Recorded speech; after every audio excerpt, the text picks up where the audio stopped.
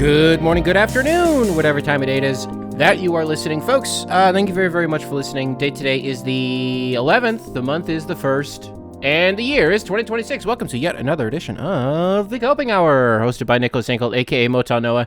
The Birds are dead, the Packers are dead, the Death Star has been blown up, the proverbial Death Star has been blowing up. The Coping Hour will be serving as a fictitious setting for, not fictitious setting. It will be, what's the word here, brother? Come on. We're Endor. For real, we are the Ewoks on Endor right now. I get to be Han Solo. I get to be Harrison Ford. I called dibs. This was my idea, so I get to be Harrison Ford. There's no Carrie Fisher. Nobody gets to be Carrie Fisher. Nobody gets to be Carrie Fisher. You guys can be the Ewoks. Somebody can be Chewie. Somebody can be... Who gets to be Lando? Maga Jared. Frequent listener of the show, Maga Jared gets to be Lando Calrissian. Was he on Endor in Return of the Jedi? Where was he in Return of the Jedi? What was he doing? Was he there? He was in the beginning of the movie. He was on Tatooine. What was Lando Calrissian doing at the end? I don't remember his role in that movie at all. What's his name in real life? Billy. Oh, come on, man. He's a real famous guy. Come on, Billy. It's not Billy Crystal. That's Mike Wazowski. Oh, my God. What's his name? Is it even Billy? Billy D. Williams. Boom. Bang. Not a double bang, just a regular bang. Billy D. Williams. Shout out to Billy D. Williams. Really good looking guy. Yeah, the Eagles are dead. The Packers are dead. Are we just jumping right into it? Yeah, let's do it. Wild card weekend here in the United States. And I don't know. I guess maybe we'll just jump right into it because I had said to you guys, if you've been listening to the last couple episodes, since the Lions got eliminated, I seemed pretty committed. I thought to not watching any of these wild card games, like in protest of the Lions not being in them. Like I'm still just like pissed off about it. I don't know how we're not in the playoffs this year, despite the fact that I know exactly why we're not in the playoffs this year. I know what all of our faults were. So I was just like so just damaged by that. I was like, I can't stomach watching these games. Oh my God, thank God that I did. They just flashed a graphic in that Eagles 49ers game. That game just ended, by the way. As I'm taping this, the Steelers is the Monday night game. The Chargers Patriots game hasn't even kicked off yet. We're like 5 minutes away from that game kicking off. So I'm going to have nothing for you on that one. But they just flashed a graphic at the end of that Eagles 49ers game where they said there have now been 12 fourth quarter lead changes in the playoffs so far. In the postseason, we're 2 days into the playoffs. There's been 12 lead changes in the fourth quarter. That is an NFL record for the postseason. 12 in a single postseason. It's already the record. We're 2 days in to the playoffs. So, man, if that's not indicative of how good these games have been, you know what I mean? And I'll be honest with you, just full transparency. It's easy for me to get up here and say, wow, the Eagles are dead. I'm so happy. Like the Death Star has been blown up and we're all Ewoks for real. But I just want you to know, some inside baseball, peel back the curtain. If the Eagles won, my plan was to just pretend that there was no game in the afternoon slot. I was going to pretend, I was going to do a whole bit about like, well, it would have been nice if the NFL put a game in between the early game and the late game. It's too bad that they didn't. That seems like shitty scheduling. And the whole postseason, I was just going to pretend that the Eagles weren't actually in the playoffs. Thank God I don't have to do that because I just think that would have turned into something. It would have been impossible to navigate that. So I really thank Nick Sirianni for sucking, for being a fucking fool, for being an idiot. I thank A.J. Brown for dropping a pass on 3rd and 5. Late in that game, which that didn't end up mattering because they converted on 4th down. I think it was Goddard that got the ball. But in the end, the worst brand in football, as far as all of the good teams go, died today. Thank God. We don't have to, folks, it's over. We don't have to watch the Eagles. Not only do we not have to watch the Eagles, but literally in the exact same fashion, we don't have to watch the Packers. The Packers are dead. Is there a team in America that I enjoy seeing more miserable than the Packers? The answer is no. Unequivocally, the answer is no. And it's interesting because if you've been listening to the show for a long time, you've been consuming Motown Noah content for a long time, like what I'm about to say is not news. But if maybe you're a little bit newer to the show, the Milwaukee Bucks, to pivot for just a second, the Milwaukee Bucks are a team that I will do anything for. It's a team that has my heart to a degree that it's very difficult to articulate. But I any chance I get to speak glowingly about the organization or even the city of Milwaukee, I will do it. Okay, I love that franchise.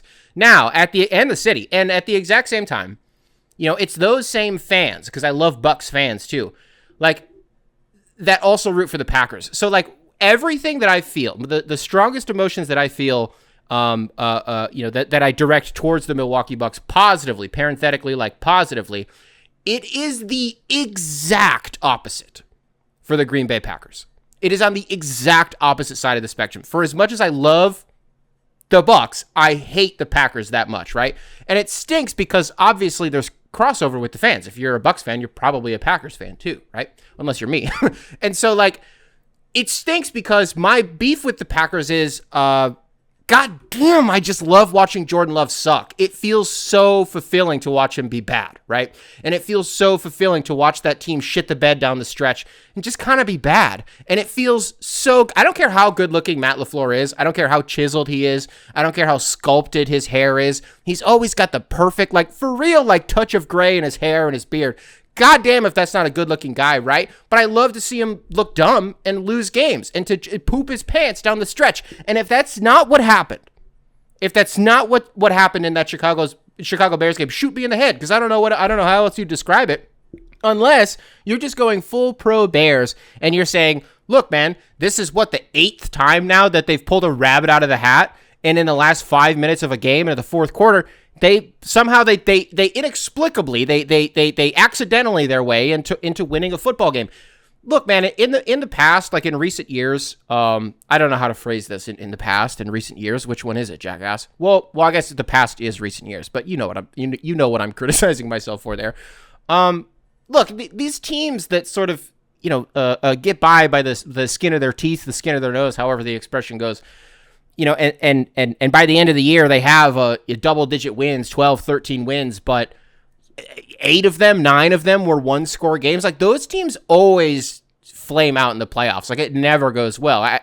Was it Minnesota last year that was like this? When they were, was it 14-3, and then they were the 5 seed and lost that? Was that the one-score game thing? Or was it the year before, or 2 years before? I think it was with Kirk, what I'm trying to think of here. I don't remember what it was, but there was a year that the Vikings won 1,000,000 games, and like all of them are like those teams. You get what I'm saying? Like I don't know. Maybe one of you is going to say like, well, this team won the Super Bowl, and they were the exact archetype that you're talking about here. I just don't think it's like a real, if it's a coin flip game. Kansas City, boom, there it is. Kansas City was the pinnacle of this a season ago, and they went 15-2. But they were bad in like 15 of those games, but they just were on the right side of it. They were just inventing ways to win. And they did that on their way to the Super Bowl, admittedly, and then they ran into a buzzsaw, which was the Philadelphia Eagles, right? So, like, I say this about the Bears, and I got to be honest with you how this game went, man.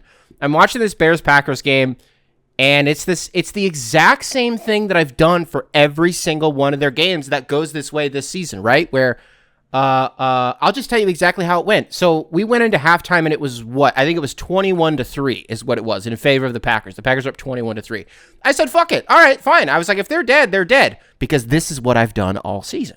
As soon as the Bears look like they're dead, I change the channel, I watch something else, I clean the house, we leave the house, we go do something with our kid. By the time we come back, the Bears will be in a winning position. That is how it has gone all season. So what did I do when the Packers were up 21-3 at halftime? I'll tell you what I did. I played damn Red Dead Redemption 2 is what I did. Started a new, I'm on like my 4th or 5th playthrough now, I think. And so I just started a new one with Arthur. I've done the high honor thing before. I'm going to do it again.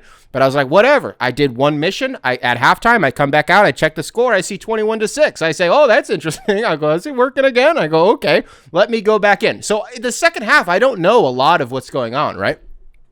And then I come back out a little bit later. I do like one or two more missions. I come back out and it's like, I think it was like 27-16. It was something like that. I go, okay. I can't believe this is going to work again. I can't believe. So what do? I go back into my hole, and I'm Arthur. I'm a for real cowboy. I'm blasted. Well, I'm high honor, so I'm not blasted unless I have to, right? And then this is where I came out, right? This is where I came out and I watched the game, and I said, okay, I got to sit and watch the rest of this. I swear to God, I come out and I see was it 4th and 5 or something? And it was the play that late in the game with like 5 minutes left, the Bears are down 2 scores. You know, essentially the game's on the line, the season's on the line, and was it Romo Dunze who ended up with the ball? I mean, just a prayer, just an absolute miracle that the Bears were able to convert. And I came out as soon as they snapped the ball for that play. So I go, okay, I get it. It's starting to happen, and I need to lock in for this. So like Caleb threw, I think, 2 picks in this game, and for a quarterback who otherwise this season all I've done is be like, I cannot believe how responsible he's been with the ball this season, you know, comparatively to last year. I think it's really, really impressive, the work that he's put in to just be a more responsible quarterback and not put the ball in harm's way. So yeah, he did throw 2 picks in this game, but I was playing Red Dead Redemption, bro. I didn't see those, so I can't tell you anything. Look, not all interceptions are created equally. Just because you have 2 picks doesn't mean you threw 2 bad passes. They could be tip passes. They could be, and I didn't see them, so maybe they were bad passes. You know, I don't want to do this when I am also admitting that I didn't watch these interceptions happen. You know what I mean? But no, I can't believe it. I just can't believe it. It's not even worth going through I just can't believe that this happened again. Cannot believe it happened again. The Bears are now 2-1 against the Packers all time in the playoffs. It's shocking that this is only the 3rd time that those 2 teams have ever come up in the playoffs. Like, it makes sense. I mean, being divisional rivals, it is hard for that to happen. You know, the other interesting thing about it, though, is of the 3 times, they've never played in Green Bay in the playoffs, which is just, I don't know. It just seems weird. It seems interesting. It seems fake. It seems not true. You know, after the game, you see Ben Johnson just pimp the fuck out of the handshake. He like bat flipped a handshake on Matt LaFleur at the end of the game, where he just he barely made contact with his hand and he just walked off. Oh my God, I fucking love it. I love it so much. And then you see, like, I don't know. I mean, I don't need to do a whole thing about, you know, how Lions Reddit was being a whole bunch of babies about that. And they think that this, like, you know, Ben gets in the locker room and he's like, fuck the Packers, fuck them. That rocks. That only rocks. That is only awesome. Like a complete psychopath, a complete sicko, like that only rocks. And Lions fans are all like, oh, well, he's actually fake. And they, you know, he's like fake crazy. He's trying to be like Joe Mazzulla or some shit like that. I'm like, no, this guy's just awesome. Like, he's just really good. Because, like, what is it? If you're a Lions fan and you're like, ooh, fuck Ben Johnson. Well, a year ago, you were screaming and crying and shitting your pants and throwing up and sliding down the wall that he might go somewhere else, right? Even though we all knew it was an inevitability. And then he went to Chicago, and what did everybody say? Fuck that guy. He went to a division rival. Now, look, the NFL is absolutely one of those sports where your division rivals, I mean, they matter, you know? I think really the only sport where that shit doesn't matter at all is the NBA. In the NHL, it matters. There are teams where, like if I'm playing, well, this is what I was about to say, it's just not true. I was going to say, like, if you play for the Red Wings, you're not going to go play for the Blackhawks. Well, the inverse of that is literally happening right now. Patrick Kane has been on the Red Wings for how many years at this point? So, you know what I mean? Like, would you go from the Maple Leafs to the Canadiens or something like that? Like, surely that's happened maybe in recent history. Like, obviously I'm not the hockey guy, so I don't know. But, like, you know, those borders matter. Like, there is a line in the sand where it's like there is respect for, like, if I'm playing for this team, I'm not going to go play for this team. Like, that exists. You know what I mean? In baseball, it exists to some degree, but we just had, what's the guy that just went from the Yankees to the Mets? Or was it the other way around? I don't remember what it was. Because, again, that's not really, you know, it's not really my world. But in the NFL, oh, Ben Johnson went to the Bears. Yeah, it sucks that he went to the Bears, and I wish he didn't go to somebody that we have to play twice a year. But that's because he's a good coach, folks. That's why. It's because he's a good coach. Caleb Williams is a good quarterback. That's a good backfield. That's a good receiving core. Brisker on that defense. All season, he's just been an absolute wagon. And, yeah, man, this Bears season, it lives on. I mean, it's still going. We get another game here in Chicago, just down the street from here, next weekend. So they're going to play, they get San Francisco now, right? Because I don't know if you heard this at the top of the episode. I don't know if you've seen this. You heard about this? The Philadelphia Eagles are dead as hell. They're dead. Finally, thank God. Thank God they're dead. Oh my God, I don't have to watch them this year. They're dead. Congrats on the Super Bowl. That's awesome. I'm so happy they're gone, and that's all. That's it. I'll stop being mean about the Eagles. I'm just happy that they're dead. I really wanted the fans to boo them at the end of the game. Maybe I missed it, or maybe they were just in too much shock, or I don't know what it was. They were just, I don't know. Let's look at some of these other games though, because I don't really have I don't have this like grand take for the Rams and the Panthers or the Bills and the Jaguars. But I guess maybe I'll say it like this. So I'm watching that Rams that Rams Panthers game. Let me scroll up a little bit and find this, because I got some stuff that I want to say about Trae Young. Trae Young. Bryce. Well, I guess it makes sense that I confused that, because I'm thinking of Bryce Young. I was going to say Bryce Young is who I wanted to talk about here. I'm just not sure about him, man. This is a guy that I watch, and I don't. I made a comment. I don't know how to say this, man. I made a comment like a week or two ago, and one of you guys left a comment, and you completely misconstrued what I said, and I haven't stopped thinking about it because it really upset me that you completely misunderstood what I was saying. I made a comment about Bryce Young in passing, like it was a throwaway comment. It meant nothing. Where I said that Bryce Young plays like Tua Tagovailoa if he didn't have brain damage. One of you thought that I was saying that. You were like, why the random shot at Bryce Young? Like, what the fuck? You think me saying that Bryce Young plays like Tua without brain damage is a slight? If you think that's a shot, then like, I don't take this lightly, right? Like, if somebody tells me that I don't know ball, like that's really offensive to me, and like that really bothers me. I shouldn't give you, the listener, that ammo, because now you know that all you have to do is say that, and it's going to bother me, right? If you say it on this episode, I'll know you're trying to fuck with me. If you say it in the next 10 episodes, I'll know you're trying to fuck with me, and you're just trying to hold on to it, right? But no, I don't think that guy knows. Does that guy not know? Because Tua without brain damage was a wagon. He's a complete wagon. He had processing power. He had precision. He had arm strength. He had mobility. Like, that guy could get out of the pocket and he could make some fun shit happen. The ropiest throws that you've ever seen, either in the pocket or on the run. Going back to Alabama, this guy was really, really talented, and then his brain turned to applesauce because he got 6 concussions, right? And so this is the text. This is the exchange that I was talking about Bryce Young with, and this is where I wanted to go. So I sent it a group chat. I said, Bryce Young confuses me. This was in the middle of the Rams game. Bryce Young confuses me more than any quarterback ever. He absolutely stinks, but is also actually pretty good. I have no idea who he is, and it's been 2 years of this now. My brother said, I think he'll always be in the 14th to 22 ranked quarterback range for however long he plays. I gave that a thumbs up reaction. I go, yeah, that's probably what it is. I go, what's the ceiling on him? Like, does he get 1 career playoff win? 2? My brother was like, yeah, it's probably somewhere in there. A different friend that's in the group chat, he said, if Bryce was in a different body, I think he would be pretty elite. Boom. I think that's where I was going with it. I think that's what my brain, I wasn't making the association. I wasn't making the connection. And this is kind of where I want to go with it, right? Is there's like this quarterback continuum that's happening right now, where you see like on the furthest reaches, on the absolute furthest reaches of this, like, I don't think he's good, but like he's kind of good, how do I want to do this? I want to try to throw a third quarterback in here, but I don't know, off the top of my head, I don't know who I want to put in here. So like, Bryce Young is on the furthest end of like the left spectrum, where it's like, you're just going to say like not good, even though he's been good this year. I think you just put his size, that you give him a disadvantage. But like the complete opposite of who he is, I think, is Trevor Lawrence. Like, they both make insanely precise throws. Both of them did this weekend, by the way, despite both of them losing at home. As of this taping, only one home team has won, and that was the Bears, by the way. Over the Packers. The Packers are dead. The Death Star has been blown up. And the Eagles are dead. The Eagles are dead! Oh my God. Thank God the Eagles are dead. And Eagles fans can be like, well, the Lions are at home. Cool. I watched this game and I was warm at home. And Philly fans had to watch this in the cold at the Link. So who really won? You know what I mean? I just think they're the same. Like, the reason that Trevor Lawrence would be on the opposite end of the spectrum is the same thing that my friend said. Like, he has the body, right? Like, he has the actual physical frame. Because when you watch Bryce Young, man, it's possession to possession, but it's the exact same thing with Trevor Lawrence. And I just think, and what a season they've had this year. You know what I mean? Who do I want to put in the middle of that spectrum? Is CJ Stroud bigger than Trevor Lawrence? That's a big guy. Those are 2 really big guys. CJ Stroud, well, he's closer to Trevor Lawrence. All these quarterbacks are like good, like, you know what I mean? But like, they stink, but they're not bad. It's a weird, they're so strange. I don't know what to make of Bryce Young. It's really cool for them. I mean, what a special season they had. And again, and the Jaguars, I don't know how many of you saw this.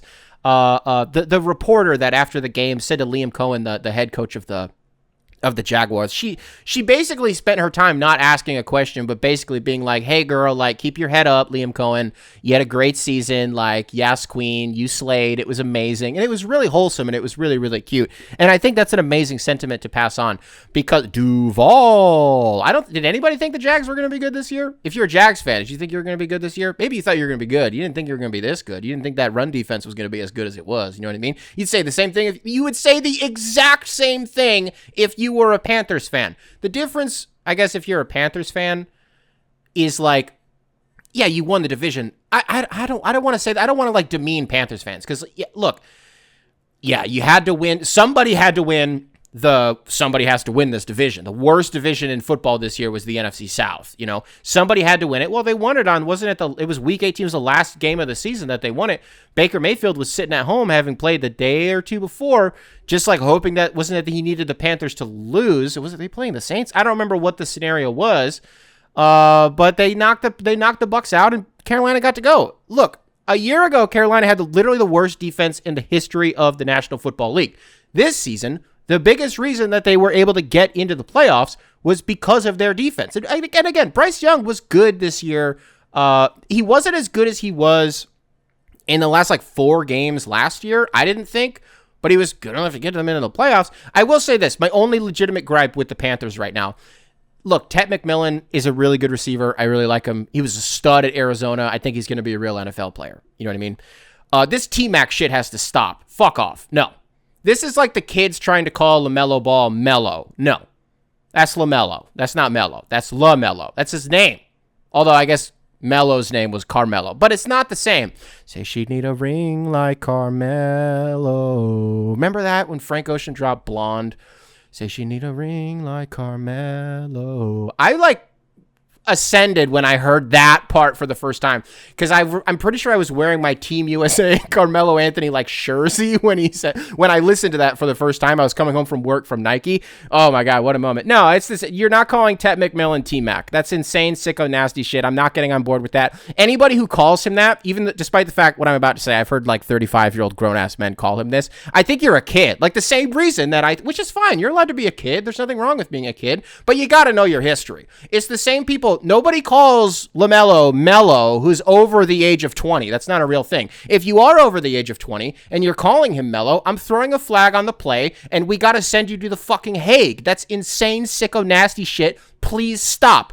Ted McMillan is not T-Mac. You can call him whatever you want, but he's not T-Mac. There's only one T-Mac. Ted McMillan can't score 13 points in 35 seconds. That's well, it's not impossible. Ooh. Okay, all right. Okay, I'll be fair about this.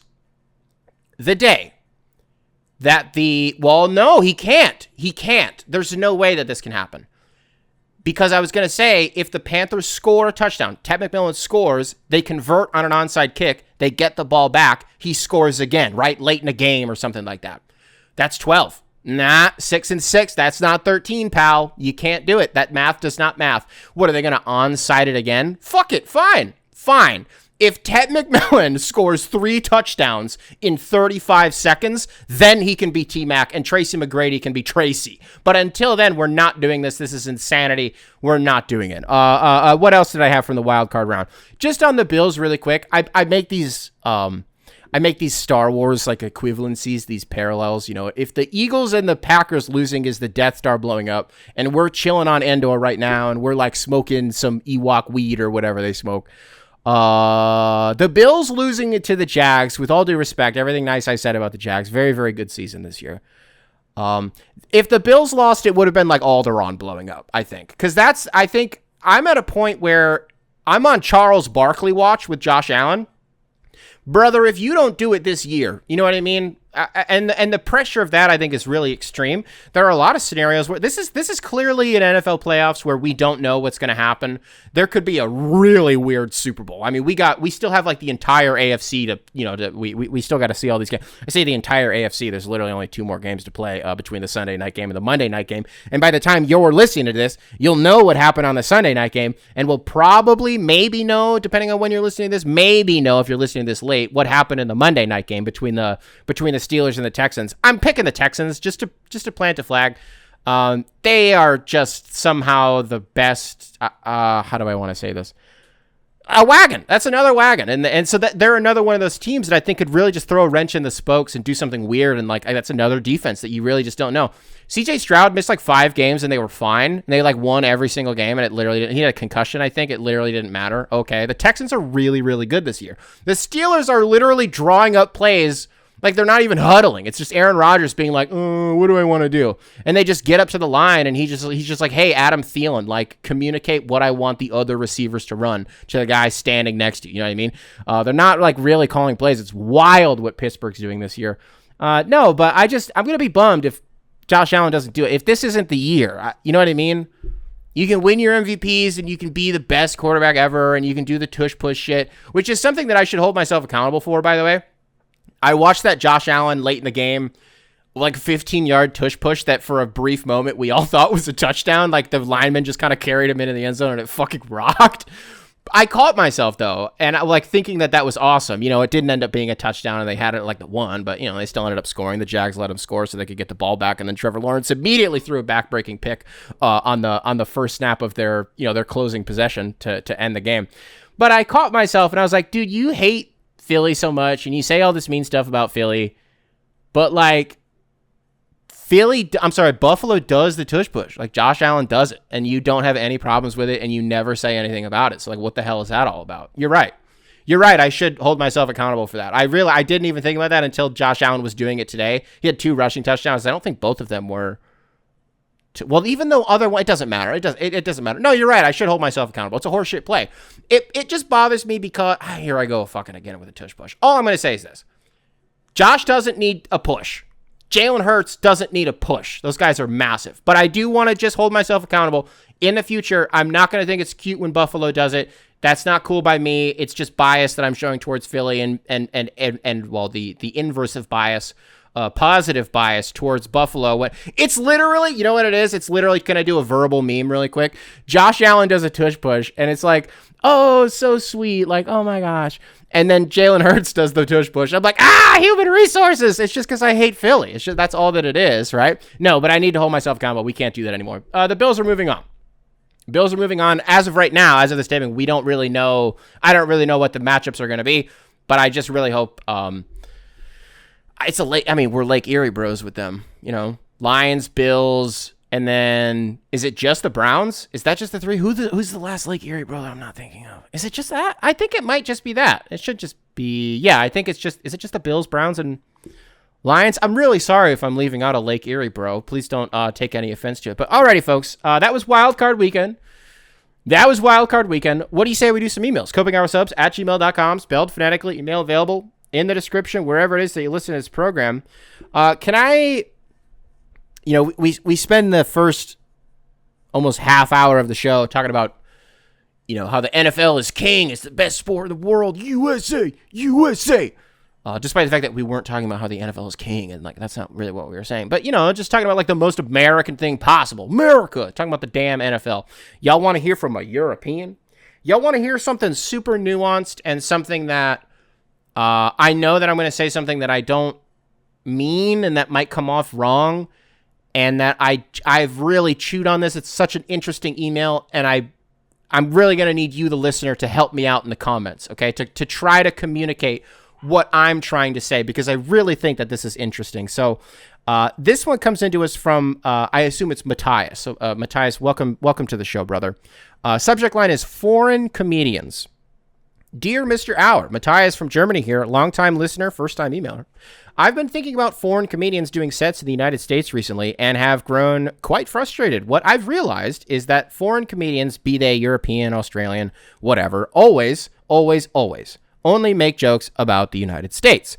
It would be so nice if they didn't, so nice if they could showcase some kind of comedic cultural variety, but the problem is that the Americans would never understand. What happens then is that some guy from Melbourne cracks jokes about U.S. food and Texans being weird, and I don't fucking know. It sucks. I recently led a group of United States students through the museums I work at here in Germany and cracked some very basic jokes about the history it was covering. Parenthetically, you said which they were prepared for. And I got absolutely 0 laughs. Ordinarily, I'd boil it down to my delivery, but multiple people later told me that they thought the Berlin Wall fell in 1871. I'm not blaming them. Their education system is fucked, but it just kind of sucks that Americans only understand American. Can I read that? Can I do the voice and do that? It just kind of sucks that Americans only understand American. I really like you guys. You're a lot of fun, but you can never talk about anything that happens outside of your borders. And it also kind of sucks for you because you miss out on what could be way better comedy. What's your take on this? All the best from Matthias. Thank you very much for this email because, man, I've been thinking about this nonstop since you sent this. And I'm serious. Like, I don't know. I'm going to say something wrong in this. I'm going to say something that it's like not exactly how I mean it. But I hope that, like, please contribute down below because this is just such a fascinating prompt and I want to handle this as best as I can. So where do we want to start with this? Well, look, man, you talk about, first of all, we're good on European or foreign comedians. We got enough here. We got enough hacks here that don't try at all and aren't funny at all and are just like, hey, isn't Trump gay? And like, that's kind of their whole bag. And it's like, okay. Like Conan had a whole quote about this recently where he's like, you know, all these comedians have kind of just turned to like, fuck Donald Trump. And it's like, well, if that's your entire bag, like you're losing your tool of artistry when like you're feeding into this, like you still have to have like legitimate humor. You know what I mean? Like I watched that Dave Chappelle new Netflix special that he put out recently. Motherfucker's still talking about trans people. And it's crazy because like there's no joke. Like I'm not trying to be the guy who's like, oh, you're making fun of trans people. Well, it's fucked up to make fun of trans people. But I'm just saying the way that Dave Chappelle does it, I'm like, you're not telling jokes. Like you're just still mad about like, you know what I mean? Like whatever it is that you're mad about. And there's just not like, you're not making jokes. You're just like, what if we killed the trans people? I'm like, okay, what if we did? Like what? What then? What would we do then? You know what I mean? I say we're good on foreigner comedians. See, I'm already off over one. That's see, I tried to tell you, I'm going to say something that I don't mean. No, I don't know. I did think it was funny you being like, yeah, I'm from Germany and these guys didn't get my jokes. Well, and then you immediately blamed it on our education system. You can be right about our education system being, you know, having an inherent American bias and not teaching anything about the rest of the world, which we'll cover in just a second. But also, like, you have to understand from our perspective, from the American perspective, I don't know what other Europeans are going to think about this. Your neighbors are going to think about this. I know if I ask an Austrian, they're going to think I'm right about this. Well, I'm going to say the same thing about Austrians. Germans and Austrians are like very famously like the driest and like not like, I'm sorry, bro, like not funny. Like you guys are just like super dry. And so like you say, maybe it's my delivery. Well, it probably was because you guys are just so serious. You guys are so serious about everything. So I don't know. You want to talk about the education system. I don't think you're wrong. You're not wrong about this at all. I'm teasing you about you. I'm sure you're a funny guy. I'm sure your delivery is dynamite, blah, blah, blah, blah, blah. But you know what I'm talking about here. So what's going on with our education system? Well, again, man, I really don't think you're wrong. So this is one of those instances where this is the part where I'm like, I'm going to need some other people to chime in with their experiences. My fellow Americans, I'm going to need you to chime in with your experiences. He's right. My education was primarily focused on shit that has happened in America or stuff that is currently going on in America. Even the current events like weren't really a thing. Like, it's not like we talked about the financial crisis. Like we didn't talk about 9/11. We didn't talk about Vietnam. You know what I mean? We didn't talk about the war that was happening in Iraq and Afghanistan. Like that stuff we weren't really talking about. I think there's a lot of reason why we weren't talking about it, especially if you want to talk about Vietnam. Like it's a big reason we weren't talking about that. But you talk about the Berlin Wall. Yeah, man, like the collapse of the Soviet Union, again, at least in my experience, my education, that's not something that, you know, we were really taught about. The Iron Curtain in a more broad sense is something that we knew about. But like, you know, I think most guys kind of go through at some point in their life. If you haven't hit this phase yet, it's okay. I promise you will. But most guys at some point in their life go through a World War II phase, right? I hit mine when I was a very, very little kid. Like between like 8 and 16, I was obsessed with World War II. And I'd watch all the movies. I'd read all the books. I'd talk to my uncle who knew everything about World War II. Every time I'd see him for Christmas, I'd be like, hey, remember when all those Nazis died? And he'd be like, yes, I do. Battle of the Bulge. It was awesome. No, man, that's kind of the only way that I would learn about it, though. You know what I mean? Like anything that, like Winston Churchill was a complete enigma to me until I went out of my way and did my own independent research and I learned about him. You know what I mean? But like, Mr. Gorbachev, tear down this wall. No, that's not something that we were taught about. So the question then becomes, like, why is that? Why is that the case? Well, this is the other part where I don't know how to say this. I don't know how to communicate this point without it just sounding super arrogant. I think that part of the reason that we do not absorb culture outside of the United States is because we produce all of it here.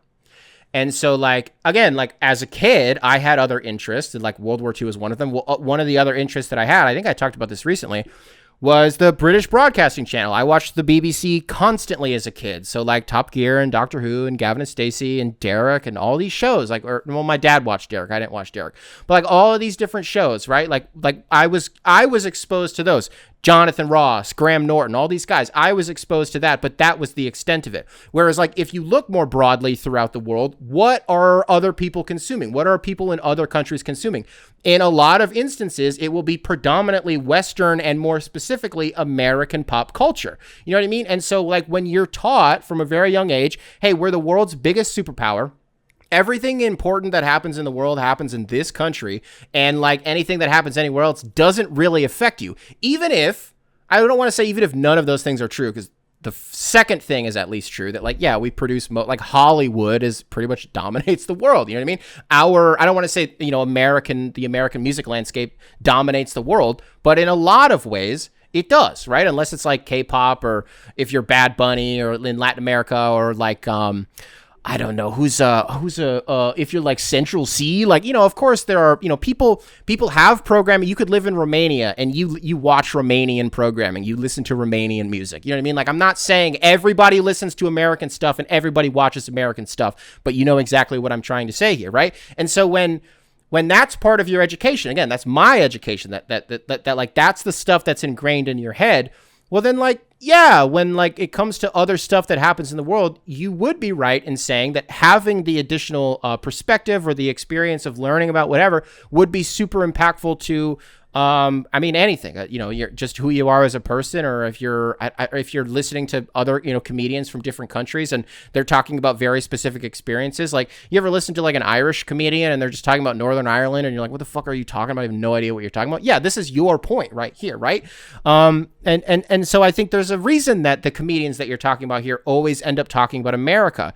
It's because it's twofold. Everything that I was just talking about, and like dominating culture and dominating headlines and stuff like that. I'm really not trying to sound like the arrogant, like, well, we're fucking number one. And that's why I don't believe that we're number one. I believe our military is number one. And that's kind of all that I believe more stuff is number one. But like the only thing I for sure 100% believe that is number one in the world is our military. And that's not necessarily a great thing, but when we just approved like a $1.5 trillion budget, like, yeah, well, you know what I mean? That's the only thing that I can say 100% for certain right now. I wouldn't even think about it. We are number one in the world right now. And pop culture. I believe that we're number one in the world at that. So I'm really, really, really not trying to come off that way, man. But like, don't you think maybe the other reason that people, these foreign comedians, quote unquote, that you're talking about here, always want to talk about America is because we're easy to dunk on, especially right now?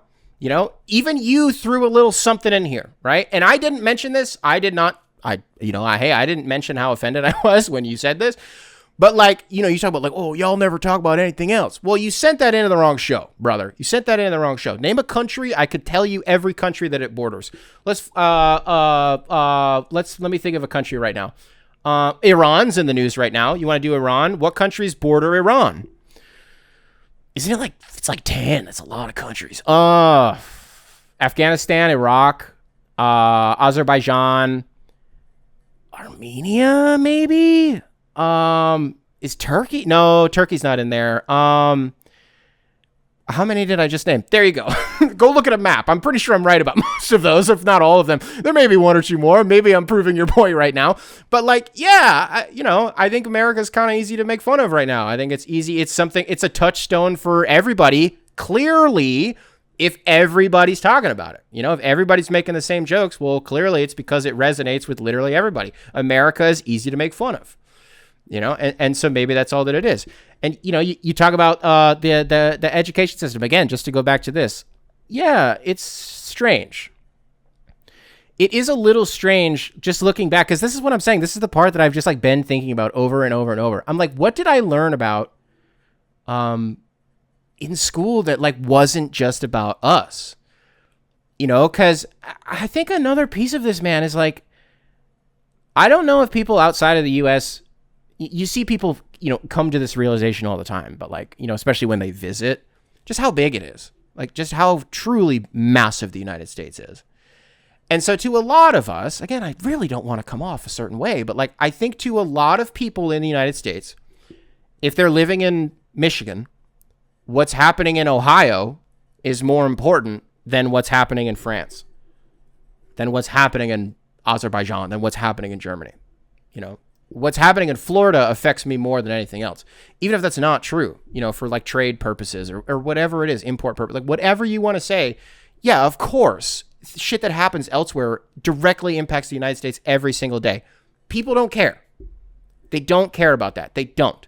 And they repeatedly show that every single time there's a major election that comes around. People don't know anything about anything because they haven't been shown that it matters. They haven't been, quote unquote, given a reason to go outside of their bubble other than, when there's an election that comes around. And that's why you see these candidates do fucking numbers on people because they don't know. And they just hear what they hear and they see what they see in these like, these attack ads, these campaigns that are run on television in between football games and stuff like that. And they just absorb to that. That's how Trump won again. These motherfucking migrant transgender surgeries that were happening in prisons. They're eating the cats, they're eating the dogs, they're eating the pets in Springfield, Ohio. People in Michigan cared about that. People in the states that Trump won really cared about that shit, even if it was fiction and it was made up and it wasn't real. You know what would happen if Trump said that people in Germany are eating cats and they're eating dogs? People would want to steal Germany. This shit that people are saying about Greenland right now, they'd be saying about Germany. And so I say that, right? I say our immediate neighbors are more important, quote unquote, more important as far as the education system is concerned than what is happening internationally, what's happening abroad. Well, you talk about our neighbors to the north, the Canadians, you talk about our neighbors to the south in Mexico. Folks, what if you grown up your entire life and what the education system would tell you or what like the news would tell you about Mexico? What would they tell you? They would say that they're dirty immigrants and they're rapists and they're thugs and they're all this shit. My entire life you only heard the darkest shit about Mexico and that we need to kick them out. But while at the same time, those same people, every time it's the winter, they go on vacation to fucking Cancun or something like that, or what's the one I'm thinking of? There's one that I'm thinking of that I can't. There's a place that I'm thinking of that I can't think of. But you know what I mean? And then you come to find out, like, oh, no, these, like, they're just normal people. Like, yeah, everybody has drug dealers, bro. You know how many drug dealers America has that are, like, for real Americans? Like, they were born here? Yeah, a lot. You know how many rapists live in America that are, like, real thoroughbred Americans? Thoroughbred Americans. What does that mean? Well, just they were born here, They got ancestry here for, like, 50 years or something like that. Yeah, there's a lot of them. You know how many murderers are here? A lot of them. But as soon as they come from Mexico... so we don't like I think, Cinco de Mayo, we were talking about like Cinco de Mayo, which I think a majority of Americans, if you polled every single American and you asked them what Cinco de Mayo is, they would tell you that it's 4th of July for Mexico. It's not. I took 4 or 5 years of Spanish. So like Dia de los Muertos was something that was important to me. Day of the Dead. That was something that, culturally I don't want to say I identified with, but I was like, oh, this is really fun and this is cool. And every year we would do we would just like do something related to that in my Spanish class. And it was really fun. And so if I hadn't taken that class, I probably wouldn't have been, it sounds fucked up to say, but like, this is just the area that I grew up in. And like, I probably wouldn't have sort of opened my eyes to like, oh, these are people, like, cool, but that's important, right? When you're 13 years old and all you ever hear is like how fucked up these people are, and then you take a class, you're like, these are literally normal people. What are you talking about? The same way, in that same school that I was at, I had a teacher who, I've talked a little bit about this before, and I think to some of you this will sound like an insane self-report, and then maybe I shouldn't have said this, but I just want to be transparent here, right? I had a teacher, I took a criminalistics class. I don't know how old I would have been, maybe 13 or 14. This was in early high school. I was taking a criminalistics class. And what does that mean? Well, you're just, you go over like blood spatter patterns. And as somebody who was watching Dexter at the time, it was fucking so sick. But, you just talk about criminals and you talk about just, how cops catch people and stuff like that. And it's really, really interesting. And, this was happening. I was in this class around the time that Trayvon was killed, that Trayvon Martin was killed by George Zimmerman. And we spent a lot of time on that case, and our teacher spent a lot of time going over the forensic evidence that suggested that George Zimmerman was completely innocent, and that Trayvon Martin was a thug who deserved to get killed. And his what he kept saying to us was that like the bullet hole in Trayvon's hoodie was such that clearly it was the hoodie was hanging off of his chest at the time that the bullet was shot. And to my teacher, what he said was that suggests that Trayvon was on top of George Zimmerman. Anybody outside of the United States who maybe doesn't know what I'm talking about, Trayvon was what, like a 15-year-old kid, 16-year-old kid? I don't remember. I'm sorry, I don't remember how old he was. I apologize. This is fucked up for me to not remember. This was 15 years ago. I don't remember. But he was a young black kid who got killed by George Zimmerman was Hispanic, I think. He got killed by a guy in Florida. And then because of the whole stand your ground law and like Trayvon had like Skittles in his pocket or something, he was fucked up and he was murdered and it was terrible and nobody cared. Everybody cared. The entire country was fucking pissed off about it. But I'm saying this to say, as like a 12 or 13-year-old, I remember going on Twitter. And because I was told by a teacher who was an authority figure, and I don't know why at the time, I was like, why would a teacher tell me something that wasn't true? Like, I remember going on Twitter and like getting so mad that people were like, oh, like Trayvon's innocent. And like, I'm disgusted to look back on that. You know what I mean? But like, that's the sort of shit that I was taught at my school. And so I think it's just interesting. It kind of goes into what you're talking about here. And what's crazy is you're probably like, man, that must have been the most racist guy in the world. He was from fucking Lebanon. He's from Lebanon, like off the plane from Lebanon. And he was in a Beatles cover band. It was crazy. He's a really good guy. Like, he was such a good guy. It's crazy how much in retrospect he reminds me of Patrick Bet-David. So there's that kind of, you know what I mean? So if that kind of gives you some perspective on who this guy is, what he looked like, and kind of how he spoke and how he was. My criminalistics teacher was very much like a Control-C, Control-V of Patrick Bet-David. And he was like, Trayvon Martin is a thug, he's a criminal, and he deserved to get killed. It was wild, right? In retrospect, it's really, really wild to look back at that. And I don't know. Can I do a quick glance of your email here? Just to see if there's anything that I miss. It'd be so nice if they didn't make jokes about America, if they could showcase some kind of comedic cultural variety.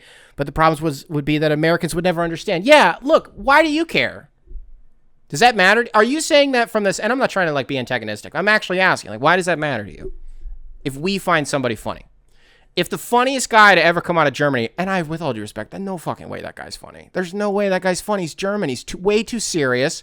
His voice is way too angry. You guys have a very angry language. It's just angry. I was going to be like, it's beautiful, but it's angry. I just think it's angry. It's funny to hear it. People talk and speak German, but no, I don't. I think the funniest guy, I don't need to shit on you, bro. I'm not trying to do this right now. Okay, let's just get back to it. The funniest guy to ever come out of Germany, he's the funniest guy that's literally ever lived. Well, are you saying you want him to have American eyes so that way he really explodes? If you don't think that like, you know what I mean? Like, I guess I just don't know why it matters. Why does it matter if we find somebody else funny? I'm trying to think of like the funniest. I used to think Jimmy Carter was really funny. And maybe this is an interesting way to look at it. Like, who are comedians that aren't American that I've over the years found funny? I just think they're all English. Like Eddie Izzard, Tim Minchin, so English guys. I assume. Is one of them Scottish? One of them? No, I'm thinking of Craig Ferguson. He's Scottish, right? He's got to be. I'm trying to think of somebody who's not just from the UK that I've really liked. I know there's going to be some, and I'm just not thinking of them. But yeah, we got enough comedians here. Like, you guys have your own. Go invent a comedian in a lab that wants to make jokes about what's something German? A donor? Is that how you say it? Is that even German? Is that like Belgian or something? I'm sorry, I don't remember. If you're Belgian, waffles. I don't know, the Alps. What do you want them to make jokes about? It's easiest to just dunk on America, bro. I don't know. What else do I want to say here? I guess maybe that's it. I just feel bad. I don't know how to talk about this. I really don't know how to talk about this because I don't want to say it's the American education system's fault that we don't find, foreign comedians funny. Well, surely there are comedians in Canada that I'm not thinking of that are funny. Like Mike Myers is a good one. Right. I'm sorry. I was thinking more like I wasn't thinking in our backyard. So like Mike Myers is a good one. Norm Macdonald, like literally the greatest of all time. There we go, Nick. There you go. Now you're saying you're foreigners. But you know what I mean? Like, he embraced America in such a way, and so did Mike Myers. Well, both of them were... Mike Myers was way more pro-Canada than Norm Macdonald ever was. But you know what I mean? They were born Canadian, but they spent a lot of time in the United States. So I just kind of associate them with us, and I'm sorry, Canada, for doing that. I apologize. Mexican comedian that I find funny. When I was 10, Gabriel Iglesias. And then he just kind of does the same shit forever, and then you become an adult, and you're like, all right, no disrespect to any Gabriel Iglesias fans out there, but like, still the fluffy thing. Is he still doing the fluffy thing? I mean, I don't know at this point. What does his set even look like these days? Is he still doing like what I was about to say was super mean. I don't know. Do people still like Gabriel Iglesias? I feel like I just want to keep riffing about this, man. But I think I've covered my bases. I should probably stop. So I hope I gave you something. Please down in the comments, just correct me. Put some, just do however you need to do it. Because I could spend the whole episode on this. I think it's such an interesting prompt, and I really, really thank you for sending it in, man. Because I've really been thinking about this, and it really made me think hard. copinghoursubs@gmail.com, spelled phonetically. Email available in the description, wherever it is that you listen to this program. I did not actually get a chance to read this whole thing. I just had started to read this next email, and I was like, oh, this seems like it's serious. And so, like, sure, maybe we can close the show on this, and, a little bit of a more serious note. This one comes into us from London. London, welcome back to the show. Subject line is starting over, parenthetically bittersweet. Hey, Nick, London here. Second time emailing, but my first was over a year ago, and I was on cough medicine, so it was unintelligible. Way late, but I'm also the guy who put Michael Phelps as his favorite athlete on the Coping Hours census. Anyways, the point of this email, I recently just quit my job over the holidays. I had been working there for over 3 years, and it was my absolute dream job, but the situation just got really consuming and too toxic to work in. I was managing a small food establishment, which used to be a really big passion of mine, and I was really excited to actually get that job and work my way through the ranks. Over the course of my time there, I became super close with all of the staff. Parenthetically, you said there was only about 4 of us. You go on to say, I would actually go as far as to call some of them siblings. I've definitely really missed not seeing them coming back from the holidays and working with them. That being said, I got really tired and burnt out. My drive is lost, even though I was still able to perform on the clock. I began to hate my time there. When I left, things got really ugly with upper management, and ever since then, I've just been feeling really lonely and unsure of how to fill my days. I went out with a bunch of my old friends and tried to get their perspective on things and evaluated where I wanted my career and life to go moving forward. I am 24. I just moved out of my parents' at the start of last year. I definitely have enough saved that I'm not worried that I don't have anything lined up after ending and leaving that job. But the stress of not having an income right now has definitely gotten to me a little bit. That being said, I have an interview tomorrow for a job doing maintenance, which is something I never really thought I would do, but it's an area that I'm really interested in. Since I've moved out, I've started to do more home projects, and I found that I actually really enjoy that aspect. Although, I know at this point leaving was the right choice to make. It's bittersweet because I feel like I had to leave behind a large portion of my life and friend group to progress forward. That included with the new year and moving out last year. My life has been surrounded by constant change, and while I think I've navigated it well, I still feel really unsettled. Just wondered if you relate to this and have any advice for me going forward. Obligatory NBA take. Is CJ McCollum the most jersey swappable player in existence? I feel like I can imagine him in literally every team's jersey, and it's not difficult. I also think he would look particularly good in a Bucks jersey or a Pacers jersey for some reason. Thank you very much for this last part, brother. The CJ McCollum thing? Yeah, dynamite take. I'm not even going to contribute to it. Bucks or Pacers? It does make a lot of sense. There's some rumors right now that the Bucks might go after... there's a rumor about LaVine, and there's a rumor about Ja. Yikes. That back is certainly up against the wall, isn't it? All right, well, let's throw the balls out. Let it ride, John Horst. If you could make it happen, it's something, it's something, I guess. Between those two, between LaVine and Ja Morant from Milwaukee, yeah, LaVine, I guess. I think Ja would cost less. You might be able to get Ja for, I don't even know, for nothing, for Kevin Porter Jr., bro. I don't even think it's going to, well, you can't because of the money, but you know what I mean? I don't know what it's going to be, but the Ja trade is going to be shocking. I mean, Trey was 2 expiring contracts, so I don't know what Ja Morant's going to be. You're right about the CJ McCollum thing, though. And for the rest of your email, can I give you my harsh thing first? This is harsh. I'm not trying to, downplay or undersell the relationship that you had with your coworkers, okay? I believe you when you say that you felt like they were siblings. You would go as far as to say, like, that's how close you were. I'm not trying to gaslight you and say that that's not true, okay? That's amazing that you had that bond with them. But here's the harsh thing that I want to say. They're not your friends. No, I don't want to say they're not your friends. They're your coworkers. I'm just going to say they're your coworkers. And we've all been there before. You know what I mean? Where you have a job and the people that you work with in a lot of ways become your family. I would never in my life go as far as to say that I've had people that I worked with that I really felt that way about, but I think a lot of people have. And again, I don't think that you're wrong. This happens with people all the time. But what happens when you're going to leave that job? Everybody says the same thing. Everybody does the same thing. Everybody's, oh my gosh, like we got to keep in touch. Like I'm going to miss you so much and blah, blah, blah, blah, blah. And then what happens?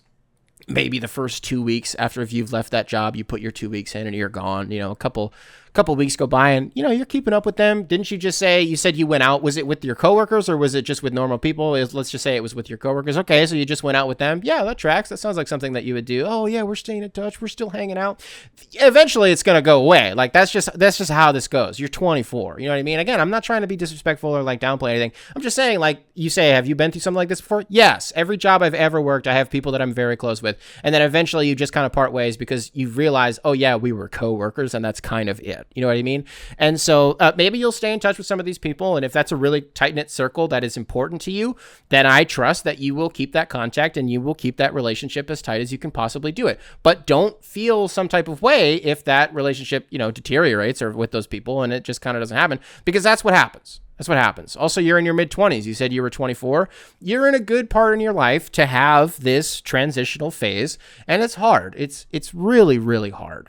I think so when we moved to Chicago, I had just turned 21. I had turned 21 in June and we moved in August.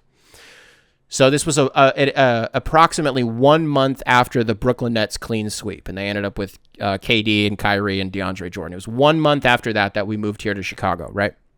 I only moved to Chicago because Maddie was moving here, and it was kind of like, hey, if you don't move with me, like we're not going to be together, because we were kind of in a weird place already. And I was like, all right, well, I have nothing going on. So I left my job. I left my job at Hot Topic and I just came here, and I was just like, all right. I didn't really, I was writing for a blog at the time, but it didn't pay very well. And that was kind of my only job. And literally the day we moved into the apartment, I had to write an article about, KD and Kyrie and all these guys. It was a Nets blog at the time. And, I ended up finding a different job. Well, I was technically working 2, but it was more like 1.5, because like writing for a blog isn't like a real full-time job, but like you have to edit other people's stuff. And like, it is very, very time consuming. It just didn't very, pay well at all. And so I ended up getting a second job, and I was working at Wrigley Field. And it was a very, very strange time in my life that everybody that I knew and I've never really had a friend circle. I've never had more than like 2 people in my life that I would consider my friend. I've just never had it. And it's always really bothered me. I've just never had it. And, and so like moving to Chicago, where it's like, I for real know nobody here, was really hard. Obviously Maddie was the exact same way. You know what I mean? And, yeah, man, it's hard. It's hard. You go through these phases where you just feel so directionless and you feel so purposeless.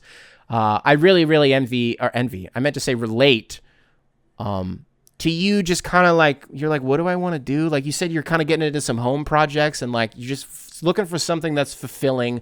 And in the spare time that you have, like you just need something that keeps you occupied. I really relate to that. I think all of us really relate to that. And you just kind of like try a bunch of different things, or you just kind of stare at the wall and you're like, I could do this thing. And then you don't. You basically spend so much time thinking about what you could do that you don't end up doing anything, because you spend so much time thinking about what you could. It's like when you're scrolling on like Netflix or like HBO Max or something like that, and you spend an hour, the amount of time that you could have been watching a movie, you spend that time figuring out what you want to watch. And then you're like, I'm just going to fucking go to bed. Whatever. It's been 2 hours of this.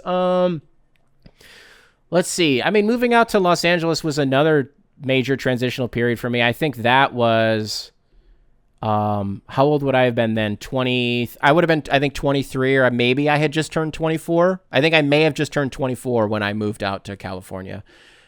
Maybe I was 23. And so I was kind of in the exact spot that you are. Again, I had no friends. Like for real, I knew nobody except the people that I worked with. And so in my instance, there was when I leaned on my coworkers as much as I did. Maybe that's the place where I really felt like the people that I worked with were like, they really meant something to me. But then I was repeatedly told by those same people, like, we're not your friends, we're your coworkers. So it was a very strange dynamic. Like I remember specifically texting one of my producers something that had nothing to do with anything at like 8:00 at night one night. I'm for real in Los Angeles by myself. I have no friends. I have nobody there other than the people that I work with. And so like I would just kind of talk to people that I work with because I didn't have anybody else to talk to. I did not have anybody else to hang out with. And I remember texting him one time something that had nothing to do with anything. And he was like, hey brother, like just remember I'm not your friend. I'm your coworker. Damn. And so you might hear me say that and you're like, well, okay, if you take it back to the beginning, no wonder you're feeling no wonder you're sour, you're bitter over like, coworkers and stuff. You've worked with a piece of shit. No, it's not like that. It's just every job I've ever worked, you're like, oh, we're going to stay in touch. And then you don't fucking ever talk to those people ever again. It's just how it goes, right? But again, maybe you're really tight with these people. And so I hope that you keep that thread spun. What else do I got for you? Is it like a how do you stay motivated? Is it like how do you? I'm just trying to figure out what advice I want to give you here. So I'll do this again. I'll just give this a quick a quick skim through.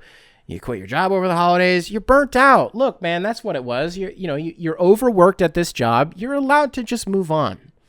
You're allowed to. You're at the perfect age, the exact age that you're supposed to be figuring out what you want to do with your life and the career path that you want to be on. You said you're doing maintenance. Great. Whatever. That's very vague. It casts a very wide net what that could possibly mean. You don't have to you don't have to tell us. I'm glad you at least told us your age. I mean, damn, if you hadn't told us that, it's not uncommon on the show that somebody will send in an email like this. They don't tell us their age. That's such a crucial part of this. You are at the exact point in your life to make a complete, is this a drastic change for you? Is this like one of the more drastic changes that you've ever made? You're independent. You're living on your own. You're starting a new career and you're going to meet new people and you're going to do all this stuff. Yeah, dog. You're at the point in your life where you're supposed to do that, because something we talk about ad nauseum on this show is, you're an 18-year-old and you're fresh out of high school and you have to pay a college $40,000 a year, to decide what the rest of your life is going to look like. You're the dumbest you've ever been in your life when you're an 18-year-old kid. And so you're rushed into this decision immediately when you know nothing about the world. You know nothing about the real world the moment that you enter college. And so I think that you're far enough removed. I don't know if you went to college, if you got a good education. It doesn't matter if you didn't, because I didn't go to college. I dropped out of high school, bro. And so you get far enough removed if you did have an education from that, or if you didn't, it doesn't matter. You are in the sweet spot. You're in your early 20s, mid 20s. Shake things up. Because what's the consequence? You were burnt out and miserable at your last job. So what's the worst that can happen if you leave? Well, the worst is that you're even more burnt out. But I don't know. If you're pursuing something that you've always wanted to do or that you've more recently become, interested or curious in, you owe it to yourself to give that a shot. You owe it to yourself to figure out who you are. Because if we use leaving high school as a reference point, right? The cat that you were 6 years ago is not the cat that you are today, unless you're, supremely principled, which maybe you are. You're different. You're a different guy, and you owe it to yourself to figure out who you want to be. Because I don't know, maybe this is just me and I'm just projecting, but I remember feeling 24 and feeling like, I remember when I was 15 and looking at a 24-year-old, I'm like, wow, you have everything figured out, And then you're 24 and you're like, I don't know anything literally about anything. I don't know anything. And, it's the same way I look at 35-year-olds. I'm like, oh, you're 35. You've probably got your shit figured out. But by the time I turn 35, I'm going to be like, I don't know what I'm doing with anything. I don't know what's going on in the world. What's going on? I just, just show yourself grace. Be kind to yourself, brother. Let yourself explore this. Let yourself try something new. Let yourself crush it. I think that's all I got for you. I hope that's something. I hope that was what you were looking for, brother. All the best, and I hope you get that job. You sent that email in the day that I'm taping this, so your interview should be on Monday. You said it's tomorrow, right? So it should be on Monday, the day most of you are listening to this. Good luck, brother. Yeah, good luck. Crush it. Don't use ChatGPT. You're at that age where you might be one of those kids who does it. So one of those guys who does it. You're not a kid. I'll address you as an adult because you're an adult. You're 24. You're an adult. Don't use ChatGPT for this. I don't know if this is a virtual, this is what I'm saying. If it's one of those virtual interviews and you know what I mean? You know what I'm talking about, how people do it? And they leave the mic on, and so the ChatGPT gets the transcript of what's saying and then what the guy's saying, and then you use the response. Don't do that.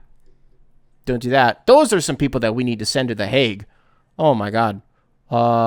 Good luck, brother. And I mean that. Alrighty, folks. What else do I got for you guys today? A lot, but I'm just not having a good day. I cried earlier today, man.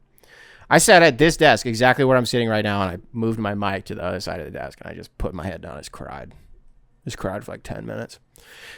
It's good to get that out. I mean, hey, we just do a more serious email. On a serious note, it's good to get a cry out every now and then. I know there are a good handful of you guys specifically listening to this show right now, who just need a good cry. When's the last time you got it out? Look, it sucks when you really want to get it out and you just physically can't, In those instances, I typically just try to find, it's like when thinking of the saddest thing in the world doesn't work. You know, you're like, okay, what if I think of the saddest thing in the world and I listen to like sad, like piano, like stringy orchestral music? Is that going to work? When that doesn't work, it's like just throw on like a Sarah McLachlan commercial and that'll probably do the trick. Cause then you got the imagery and you got the music. You just got to get it out of your system. Every now and then you gotta drain those ducts, you know, those tear ducts out. You just got to clear them out. Get whatever it is out, get it off your chest. I promise you're going to feel better. Did I feel better? I didn't at all. I felt like, no. Well, I did a little bit. It's nice to get it out. It's been a while since I cried, like maybe I was going to say a month. Maybe, I don't know the last time I cried. I'd be crying. I'm an emotional guy, but I cry at the dumbest shit. Well, okay, I guess, yeah, sad cry, because I cried watching Succession, not of, like, happiness, because the show just rocks, like, 2 weeks ago. When's the last time I sad cried? It probably wasn't that long ago. I don't know. I really don't know. I really don't know. Get it out of your system, man. Whatever you got to do it. It's healthy. It's good. You're supposed to cry. You're supposed to show emotion. It's not gay to cry. It's not gay to cry. You're not going to catch gay just because you cried. It's okay, ladies and gentlemen. Spotify. What kind of car are you driving these days? Really separate the man from the boys. You know, some of you ain't going to have a car. Well, that's rude because some of you may just kind of be in a bad spot and just right now, for whatever reason, you just don't have a car you can't afford. I don't want to be a dick about it. But if you do have a car, I don't want to be ableist to people who don't have cars. No, but what kind of car are you driving? We're driving should I don't think I should say. I've said it before, so it doesn't matter. Well, if I don't say what color it is, then it doesn't matter. I don't want to do this. We drive a 2020 Mazda CX-5.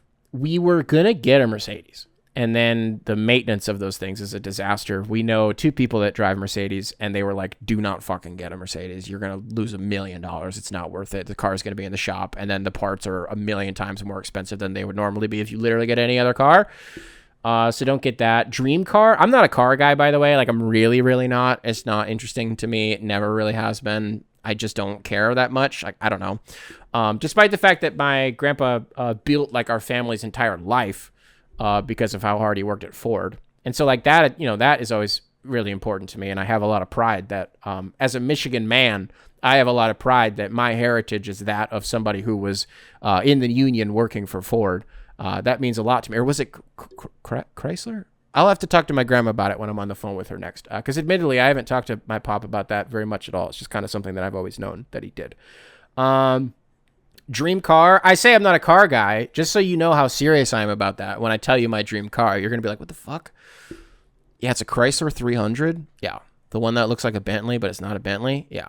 Chrysler 300. By the way, not even manufactured anymore. They took those off the assembly lines. Was it pre-COVID? Did it had a motherfucker eaten a bat yet when... when the Chrysler 300 got put out of action? It was 2019 or 2020. I don't remember which, but yeah, those are done. They don't make those anymore. Another car that, by all accounts, anybody who ever drove one that I ever talked to was like, this car sucks. I'll never forget, I was working at Hot Topic one time. So my all-time favorite Chrysler 300 is, it's not just white. It's like an eggshell kind of off-white. That was my favorite one. It's just such a gorgeous car. And I was working a Hot Topic, and I'm just standing at the register. It's the middle of the day. Nobody's in the store, I'm just like eating Jimmy John's. And I see this car whip around, and they pull up in the parking lot. It's the exact car I just described. It's that eggshell Chrysler 300. And this woman gets out, and she's just walking around the store, and she goes to check out, and she's clearly in a bad mood. I go, hey, that's your car out there, right? And she turns around, she's like, uh-huh. I go, that's my dream car. I go, that's my favorite car in the world. And she turns around again and she looks at me. She's like, that fucking thing? Oh my God. I was like, I noped out of that conversation. I was like, yeah, I don't know. I just think it's a nice car. But anyways, this is your total. I was like, okay, sorry. I fucking said something nice about your car. Real dream car, like a real dream car. I don't care.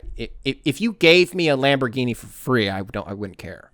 Well, what am I going to do with that? I'm going to crash it? Like, I don't know how to drive that thing. Give me a Bugatti Veyron. What the fuck am I going to do with that? Crash it? Probably drive it into Lake Michigan? Just drop it in Lake Michigan at that point. I don't need it. I'm selling it. I don't want it. I don't want these fancy, schmancy, expensive cars.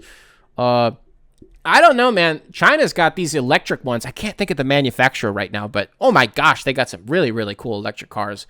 Really affordable too. I'm 99.9 I'm just going to say 100% sure you're not allowed to get them in the United States unless you do it in some like black market weird way.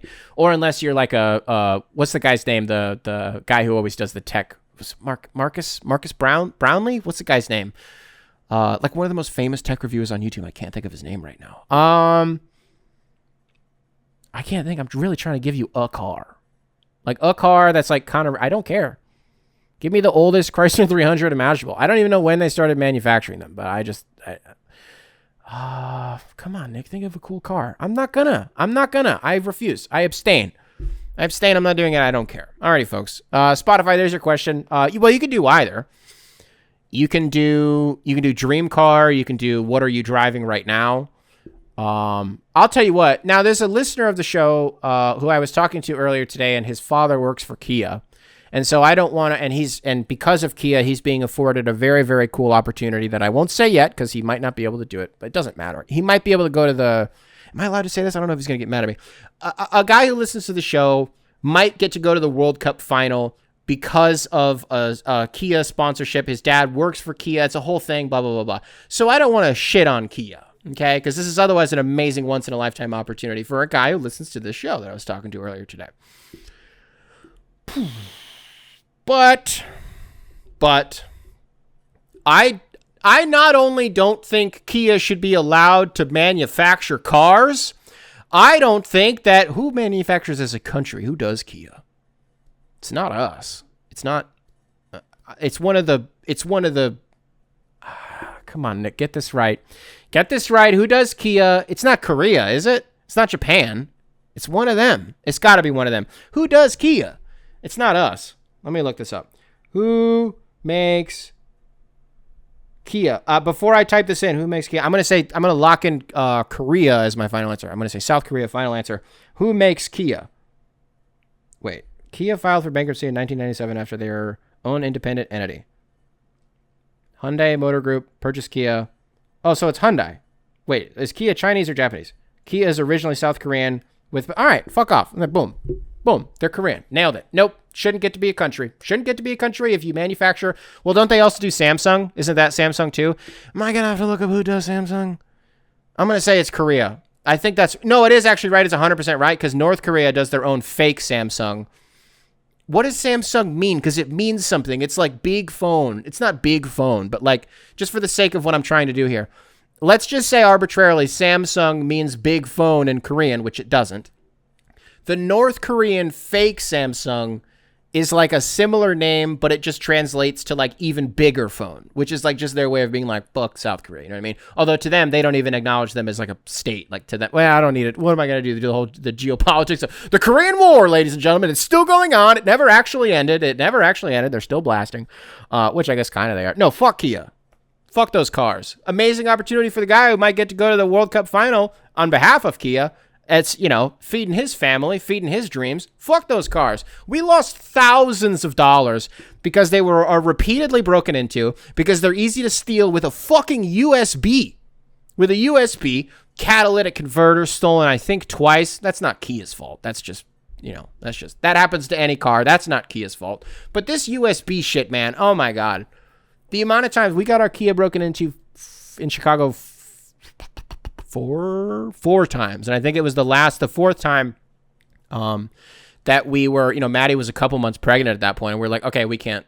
By the way, our parking, we were parked in a parking lot in our association, our condo association, that has 24-hour surveillance.